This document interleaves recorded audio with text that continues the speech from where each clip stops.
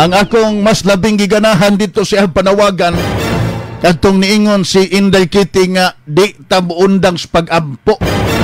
Wag yun na importante kaayo. Unya, di lang bagya kasama ta mag-ampo. Para ngadto kang digong, i-apil po na tog ampo.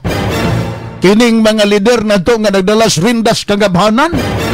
Ampo tang digong no nga unta Ginoo si digong dito sa The Netherlands sa ICC.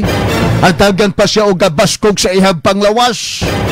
Nga aron unta baka sugakod siya dito sa pag-adjust sa bag-o niya dito bagya kasama nga naibutangan. Unta Lord, makauli pa taon si digong dinis ato ang nasod. Kung unsa siya gida dito sa The Netherlands dito sa Daheg, mausab ang iyang pag-uli dinhi sa atong nasod Pilipinas.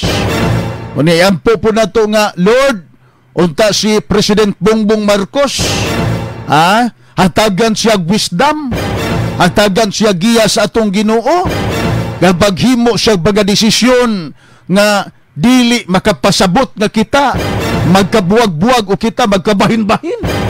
Lord, yampo na mo Lord nga unta si President Bongbong Marcos, ibuhag niya hikapon ang ihang galamhan o ang iyang kasing-kasing nga unta sa sunod niya nga mga himuon nga mga lakang magkapahiusan na nis katauhan Pilipinon, nga dili unta mo resulta nga kita dinhi magkawatak-watak.